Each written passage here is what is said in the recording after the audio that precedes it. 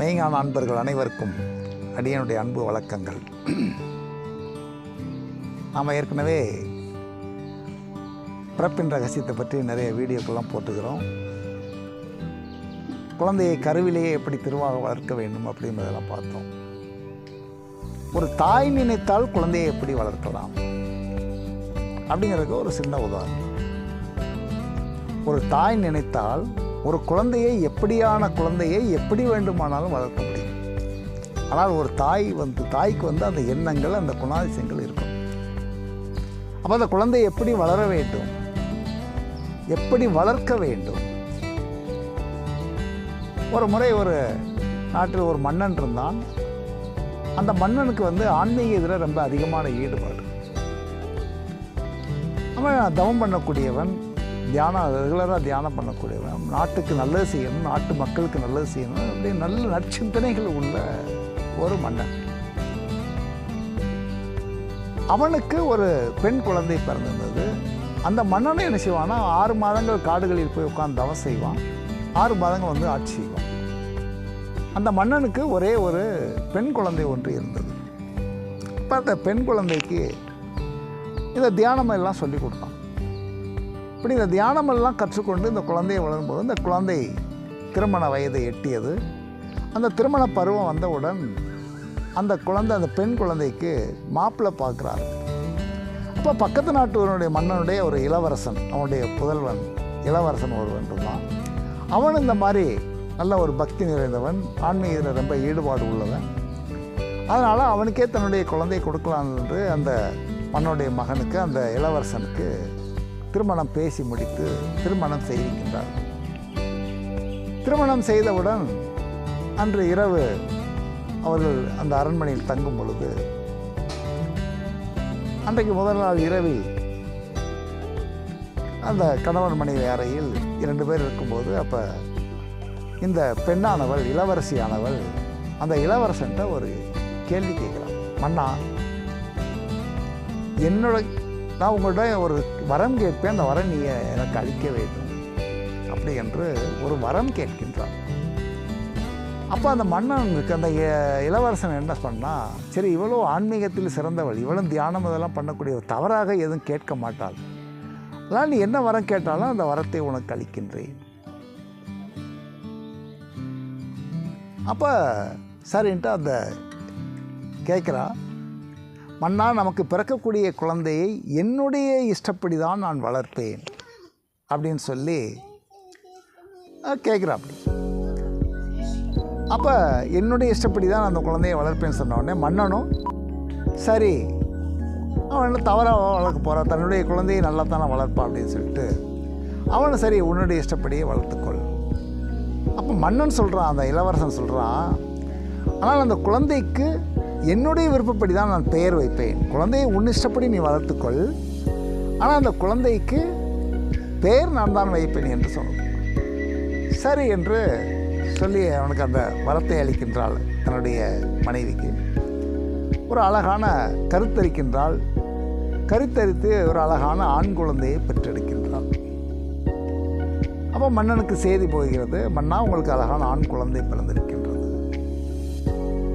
அப்போ அவன் சொன்ன மாதிரி அந்த குழந்தைக்கு பெயர் வைக்க வேண்டும் என்று பெயர் வைக்கின்றான். சத்ருமர்தனன் என்று பெயர் வைக்கின்றான். சத்ருமர்தனன் என்றால் பகைவர்களை அழிக்கக்கூடியவன் என்று அர்த்தம். சரி என்று அவன் பெயர் வைத்து விடுகின்றான். பெயர் வைத்த உடனே அந்த தாயானவள் அந்த குழந்தையை வளர்க்கும் பொழுது அந்த குழந்தையை பார்த்து திறமையும் எப்படி சொல்லி வளர்த்தாள் என்றால், நீ ஞான குழந்தை, நீ உன்னுடைய பிறப்பினுடைய நோக்கம் நீ ஞானத்தை அடைய வேண்டும், நீ இறைவனை அடைய வேண்டும், அதை அடைவதற்காகத்தான் நீ பிறந்திருக்கின்றாய். தத்துவமசி, அது நீயாக இருக்கின்றாய். அதனால் நீ ஞானத்தை அடைய வேண்டும், நீ அந்த நிலையை அடைய வேண்டும் என்று சொல்லி சொல்லி சொல்லி சொல்லி வளர்க்கின்றாய். அதற்காகத்தான் நீ பிறந்திருக்கின்றாய். இப்படி சொல்லியே வளர்க்கின்றான். இப்படி சொல்லி வளர்க்கும் பொழுது 5 வயதாகின்றது. 5 வயதானவுடன் அந்த குழந்தையை குருகுலத்துக்கு கல்வி கற்பதற்காக குருகுலத்துக்கு அனுப்புகின்றார். அந்த காலத்துல எல்லாம் குருகுலம் தான் கல்வி கற்பது. குருகுலத்துக்கு அனுப்பியிருந்தார்கள். அவன் குருகுலத்தில் போய் படிக்கிறான். 15 வயது முடியும் பொழுது அவன் குருகுலத்தை கல்வியை முடித்து கொண்டு வேறு வீட்டுக்கு வர்றான். வீட்டுக்கு வந்தவனே தந்தையிடம் சொல்கின்றான். தந்தை தாயை கூப்பிட்டான். அப்போ நான் குருகுல கல்வி முடித்து விட்டேன், நான் காட்டிற்கு தவம் செய்ய போகின்றேன், எனக்கு இந்த உலக வாழ்க்கையே வேண்டாம் அப்படின்னு சொல்லி அவனுடைய அனுமதி பெற்று காட்டுக்கு தவம் பண்ண போயிடுவான். 2வது குழந்தையும் பிறக்கின்றது. 2வது குழந்தை பிறந்த உடனே மன்னனுக்கு செய்தி போகின்றது. மன்னன் பெயர் வைக்கின்றான். வீரவாகு அப்படி என்று பெயர் வைக்கின்றான். வீரவாகு என்றால் வீரம் பொருந்திய மன்னன், பலாக்கிராம நல்ல பலம் பொருந்தியவனாக அவன் வருவான் என்று வீரவாகு என்று பெயர் வைக்கின்றான். அதே மாதிரி இந்த குழந்தையை இவள் எப்பொழுதும் போல தத்துவமசி, அது நீயாக இருக்கின்றாய், நீ பிரம்மம், நீயே பிரம்மம், நீ பிரம்மத்தை அடைவதற்காகத்தான் நீ பிறந்திருக்கின்றாய் என்று சொல்லி வளர்க்கின்றான். அந்த குழந்தையும் 5 வயது நிரம்பியவுடன் குருகுல கல்வி போச்சு. குருகுல கல்வி முடித்துவிட்டு அந்த குழந்தையும் வந்தவுடன் தன்னுடைய அம்மாவையும் அப்பாவையும் கூப்பிட்டு காலையில் என்னை ஆசீர்வதியுங்கள், நான் காட்டிற்கு தவம் செய்ய போகின்றேன் என்று அந்த குழந்தை காட்டிற்கு தவம் செய்ய சென்று விட்டது. மன்னன் பார்த்தான், ஏடா 2 குழந்தைங்க பிறந்தது, 2மே இப்படி குழந்தைங்க போயிடுச்சு அப்படின்ட்டு. 3வதாக ஒரு ஆண் குழந்தை பிறந்தது. ஆண் குழந்தை பிறந்தவுடன் மன்னனுக்கு செய்தி போகின்றது. மன்னன் வந்தான். அப்போதான் மன்னன் சொன்னான், ஏம்மா, இந்த குழந்தையை நீ என்னுடைய இஷ்டப்படி தான் நீ வளர்க்க வேண்டும் அப்படின்னு சொல்லி இவன் தன்னுடைய மனைவிட்டு கேட்குறான். சரி மன்னா, உங்களுடைய இஷ்டப்படியே நான் வளர்க்குறேன், இனிமேல் நான் எதுவும் சொல்லி வளர்க்கலை அப்படின்னு. அப்போ அவள் சொல்லுகின்றாள், அந்த குழந்தையினுடைய தாய் சொல்லுகின்றாள், இந்த குழந்தைக்கு பெயர் நான் தான் வைப்பேன் என்கின்றாள். சரி, அவன் பெயர் தப்பாக வைக்க போகிறா, சரி நீயே பெயர் வைன்னு சொல்லி சொல்கிறான். அப்போ அவளுடைய தாயானவள், அந்த குழந்தையினுடைய தாயானவள், அந்த இளவரசி அலர்கன் என்று பெயர் வைக்கின்றாள். அலர்கன் என்றால் வெறி பிடித்த நாய் என்று அர்த்தம். அப்போ தன்னுடைய குழந்தைக்கு இந்த பெயரை வைக்கிறாளே அப்படின்னு சொல்லிட்டு இவன் அந்த இளவரசியை பார்க்குறான். அந்த இளவரசி புன்முறுவல் சிரிக்கிறான். ஏன்னா இதுக்கு முன்னாடி இவன் பெயர் வைத்தான். அந்த பெயரெல்லாம் வைத்த பொழுது அந்த குழந்தை எல்லாமே 2மே தவம் செய்யத்தான் போச்சு. அதனால் அவள் சிரிக்கும் சிரிப்பிலே என்ன அர்த்தம் என்றால், பெயருக்கும் இதற்கும் சம்பந்தமில்லை மன்னா என்று சொல்வது போல் இருந்தது. சரி இருக்கட்டும் அப்படின்னு சொல்லி அந்த குழந்தையை அவள் எதுவுமே சொல்லவில்லை. ஆனால் அவள் தன்னுடைய மனதிற்குள் இந்த குழந்தையை எப்படி வர வேண்டும், நீ தத்துவமசி, நீ பிரம்மத்தை உணர வேண்டும், நீ பிரம்மத்தை அடைய வேண்டும், அதுக்காகத்தான் நீ பிறந்திருக்கிறேன் என்று மனசுக்குள்ளேயே இவள் அந்த குழந்தையை பார்த்து சொல்லி அந்த குழந்தையை வளர்க்கின்றாள். அதே மாதிரி அந்த குழந்தை 5 வயது முடிந்து குருகுலத்துக்கு போச்சு. குருகுலத்துக்கு போயிட்டு வந்த உடனே 15 ஆண்டுகள் கழித்து குருகுல கல்வி முடித்து வீட்டுக்கு வந்த உடனே மன்னன் பார்த்தான், இதுதான் சரியான தருணம் அப்படின்னு சொல்லிட்டு பட்டமளிப்பு விழா நடத்துனாங்க. அதாவது அரச பதவியை அவனுக்கு கொடுத்துடலாம் அப்படின்ட்டு கூட்டத்தை கூட்டி பட்டாபிஷேகம் செய்கிறதுக்காக ஏற்பாடு பண்ணான்.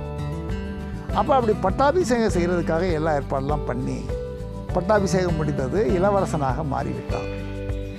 இளவரசனாக ஆன உடனே இந்த அரசனும் அரசியும், சரி நம்ம இளவரசனுக்கு பட்டம் சுட்டியாச்சு, இனிமேல் அவன் நாட்டை ஆண்டு கொள்வான், இனிமேல் நம்ம காட்டிற்கு போய் தவம் செய்யலாம்னு சொல்லிட்டு 2 பேரும் அரண்மனையை விட்டு வெளியே கிளம்பி காட்டிற்கு தவம் செய்ய போகின்றார்கள். அரண்மனையை விட்டு வெளியே வந்து விட்டார்கள். வந்த பின்பு அந்த இளவரசனுடைய தாயார், மன்னா ஒரு நிமிடம் இருங்கள், இதை நான் வருகிறேன்னு சொல்லிட்டு மீண்டும் அரண்மனைக்குள் சென்றவள் நேராக தன்னுடைய மகனே அலர்கா அப்படி என்று கூப்பிட்டாள். அம்மா என்று ஓடி வந்தான். அப்போ அவனுடைய கையில் ஒரு மோதிரத்தை அணிகின்றாள். இந்த தாயானவள் கையில் ஒரு மோதிரத்தை அணிந்து, இந்த உலகத்தில் உனக்கு இந்த உலக வாழ்க்கை எப்பொழுது உனக்கு வெறுப்பை கொடுக்கின்றதா அப்பொழுது இந்த மோதிரத்தை நீ திறந்து பார் அப்படி என்று அந்த மோதிரத்தை அணிகின்றாள். அப்போ அந்த மோதிரத்தை அணிந்தவுடன் சரின்னு சொல்லிட்டு அவனும் மோதிரத்தை போட்டுக்கிறான். இவங்க 2 பேரும் சென்றான். ஒரு 5 ஆண்டுகள் நல்லா தவம் செய்கிறான். அப்படி நல்லா தவம் செய்கிறப்போ 5 ஆண்டுகள் கழித்து இந்த இளவரசனுக்கு ஒரு வெறுப்பு ஏற்படுகின்றது. என்ன இது வாழ்க்கை, இது ஒரு வாழ்க்கையா, அதனால் இந்த வாழ்க்கை வேண்டாம் அப்படின்னு சொல்லி இந்த வாழ்க்கையில் ஒரு வெறுப்பு ஏற்படுகின்றது.